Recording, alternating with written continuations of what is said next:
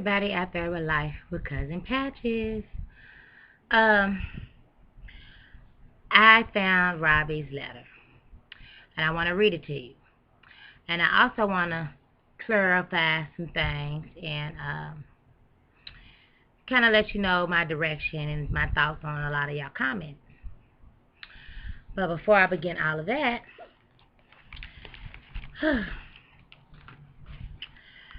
I'm going to start off with Robbie's letter. It says, which is in his handwriting. But anywho, it says, I am glad I came out of here to the West. I feel it was for the best. I just know that you know that I am making changes in my personal life. And I am still making mistakes that I can't prevent. I have this vice. Man. Not just a man. The affection from a man I longed for a long time. To be in love with one man has always been my goal. One of my goals. I know that you are not in agreement with this. I pray that we'll be together one day, and it has happened. I want to be free from sin. I am in bet. Right? I'm in bet, you know. I keep entertaining and stroking its ego. I feel like I'm wasting your time. I want to give up and stop, but I can't. And something about, on the bottom it says June, July, August. Actually, it starts with January, February, March, April, May, and it says something about 44444. And then it says June, then it says 8 trip, and then it got 2,100. And it looked like he was trying to do some math on the side. So I guess he done found the man who was looking for him. The guy with the book deal, he did it on his Facebook page. You couldn't see the guy, but you could hear the guy with the interview. I wish Robbie all the well. I really, really do. I was insanely mad when I tried to convince him not to give nobody no money for this book. But at the same time, I think he was chasing his heart at the same time. As far as Charmaine is concerned, I do believe that when he was at a crossroads, it seemed like they became extra buddy-buddy, and all of a sudden Robbie stopped communicating as much. And they'll be cuddled in the room, or cuddled off in the bathroom, you know, just seem all extra sneaky. I told Charmaine she should have been the first one to say, hey, Patches, there's a problem. Let's talk about it. No, this did not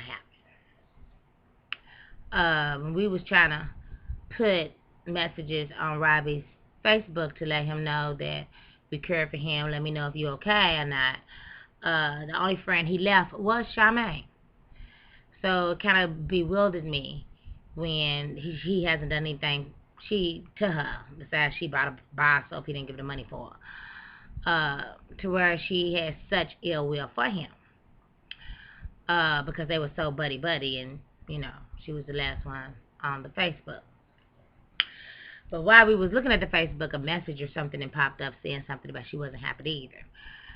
So I'm like, okay, well, Charmaine, if you have a problem, you're not happy, let me know.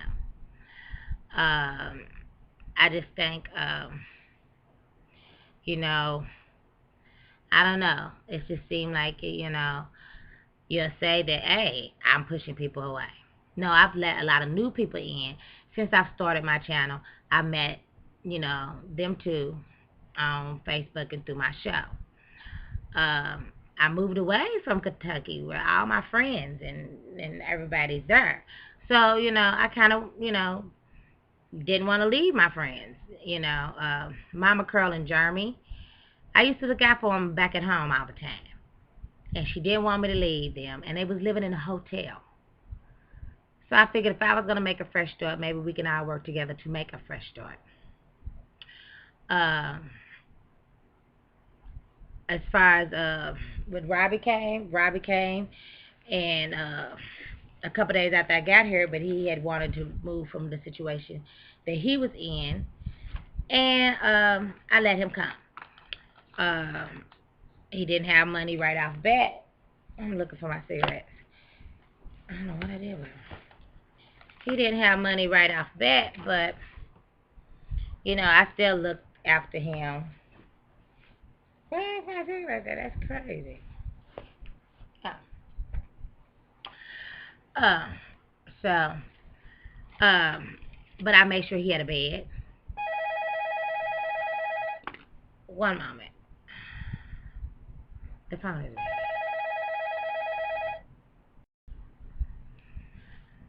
So, you know, um, you know, I figured, that Charmaine was here to help.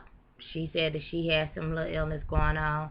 I am getting ready to go through a surgery. There was some, had to take some meds and stuff to kind of get me prepared for this surgery. So, I've been on that.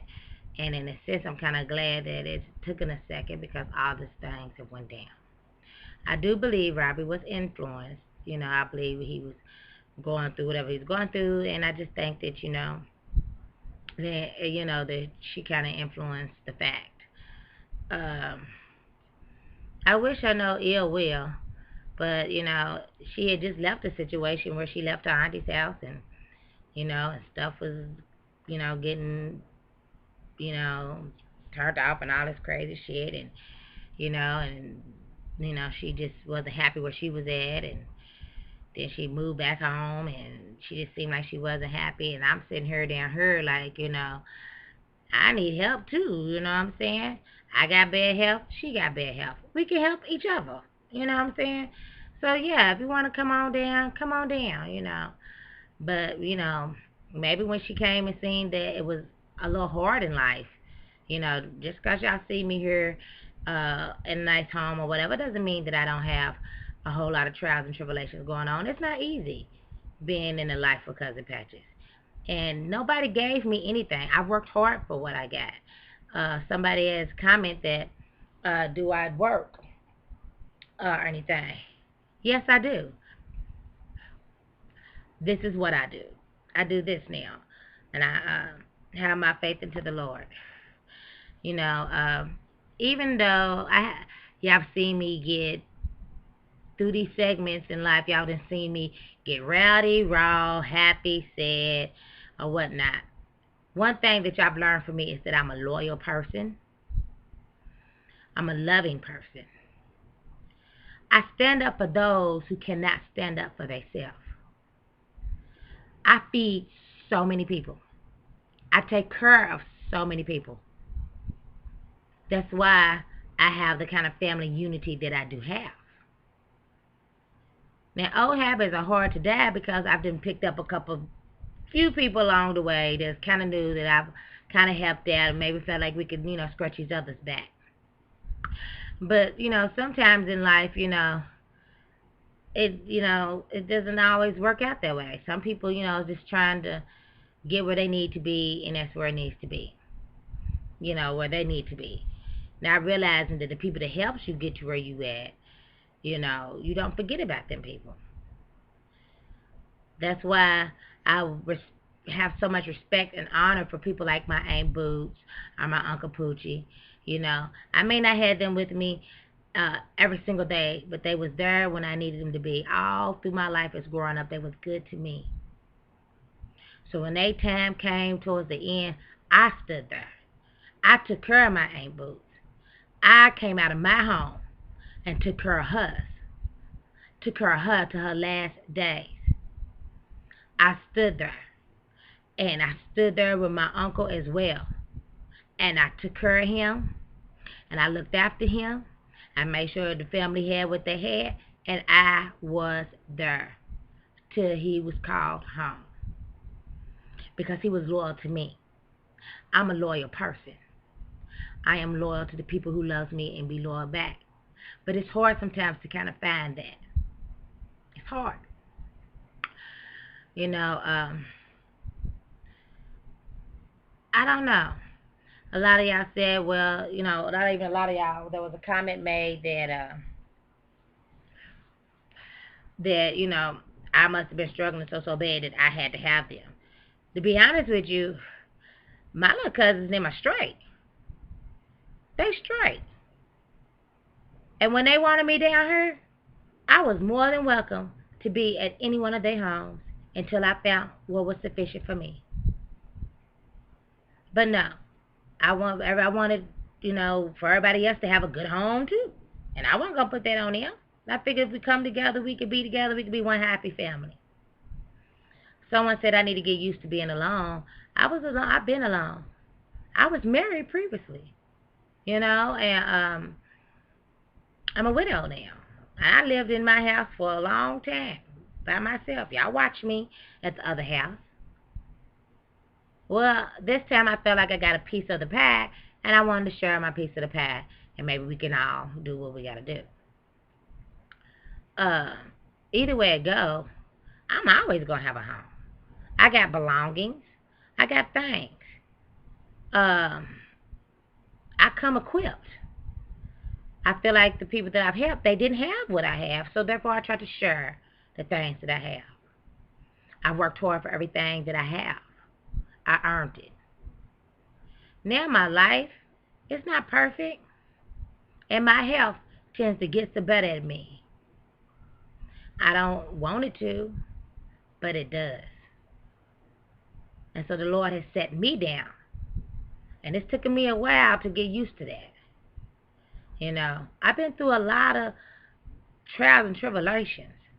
And I don't tell these stories because I want somebody to help or send me anything. None of that. I tell these stories because once I started going through my illness and shit, I didn't want to just leave this world without leaving some kind of legacy. And when Candy started the Life of Cousin Patches, I was so honored that she would do that. That I made that big of an impact of her life that she didn't make me a whole show. So then it became personal. It became like my diary. It became something that I can leave, my legacy that I can leave behind. So when I do pass on, my family, my loved ones, the ones that are here with me, can always click on and see my favorite recipes, hear my jokes, watch my craziness, hear my voice when I sing, no matter how horrible it may be. I'm making this for that reason. I don't know if it's worth it anymore. I'm here now. Candy's good. So really, to be honest with you, I've done put enough into this channel to where really if I didn't make another video, it ain't gonna hurt nobody. Which it will be a time which I will be ending all this, because so much has already been shared. Why did I do the video with Bruno? Because anybody that comes in my life on this show will leave with a goodbye. Because I felt like, and explain how they are or what their situation is. Because I feel like if y'all took time out of y'all life to listen to them, to embrace them, to love them, then they only owe you guys that, as well as me. That's why it's called the Life of Cousin Patches. As far as Bruno is concerned, Bruno came the weekend before the Robbie situation. And then the little Shemaine and Robbie, they had already had that plan. They probably, the mood to get down shit, I don't know. Robbie moved on with his man and this little book deal, and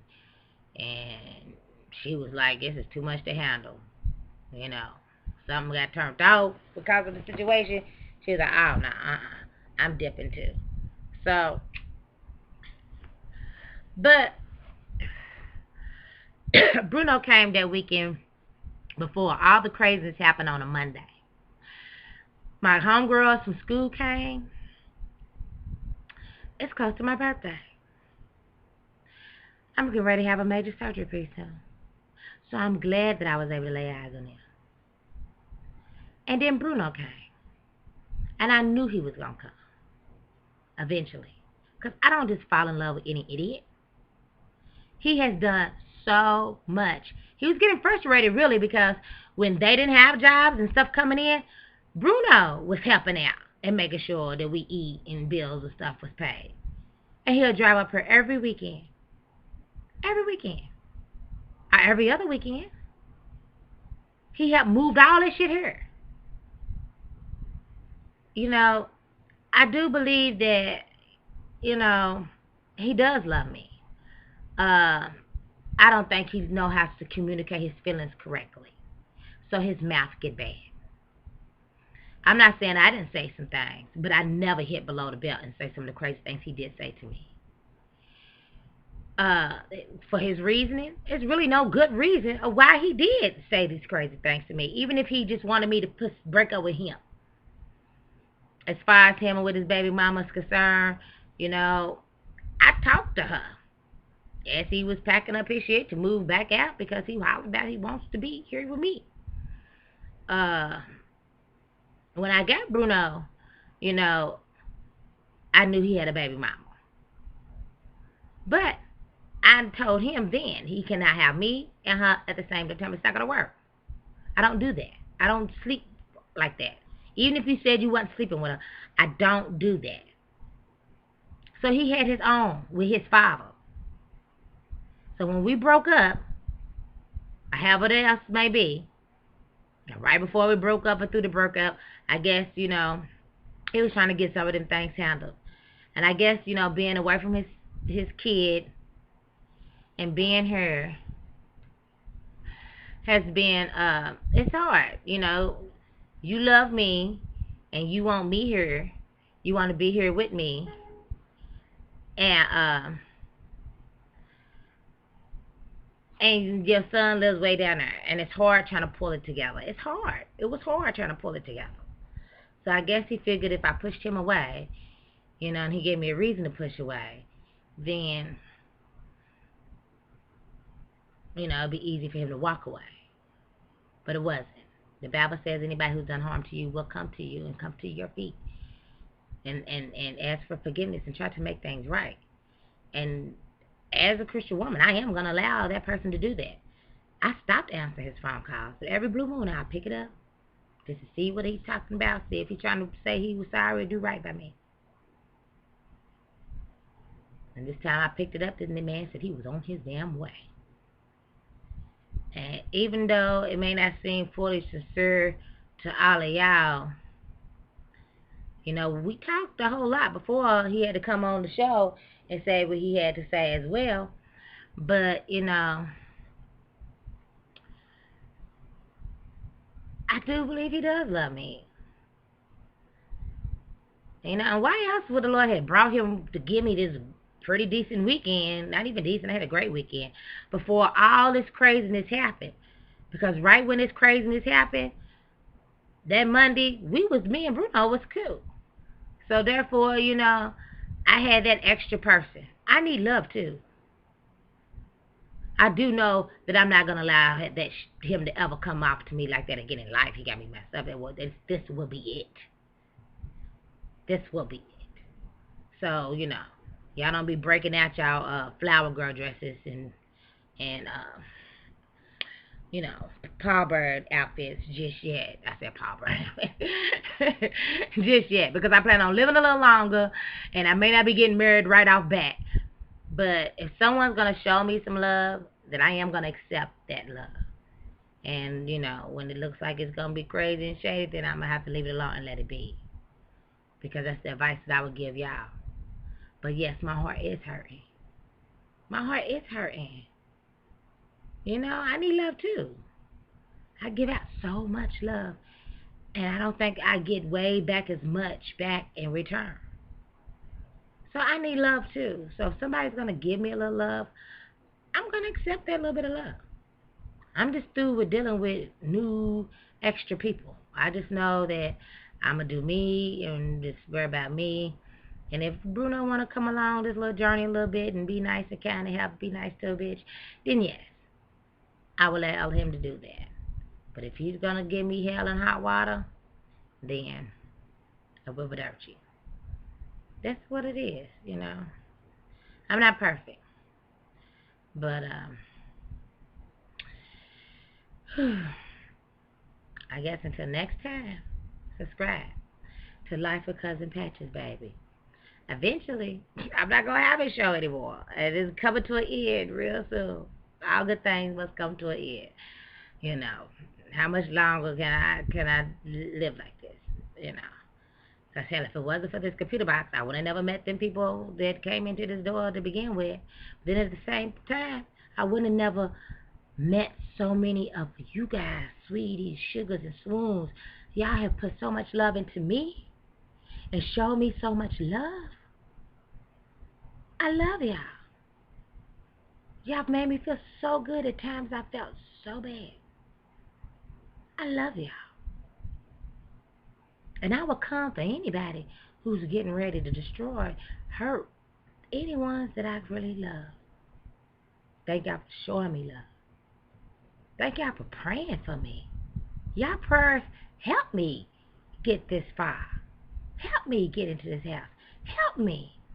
Y'all prayers. Because the Lord says we're in agreement in one thing, and there's more than one in agreement, it shall be done. It shall. And as long as we got a faith as a mustard seed, it will come to pass, baby. And I have more than a mustard seed worth of faith. So I wish everyone well. Till next time, sweetie sugars and swoons, subscribe. Don't forget about Sweet Additions TV. In 1975 Patches of Mama Tina. Smooches. May the rest of your life be superior.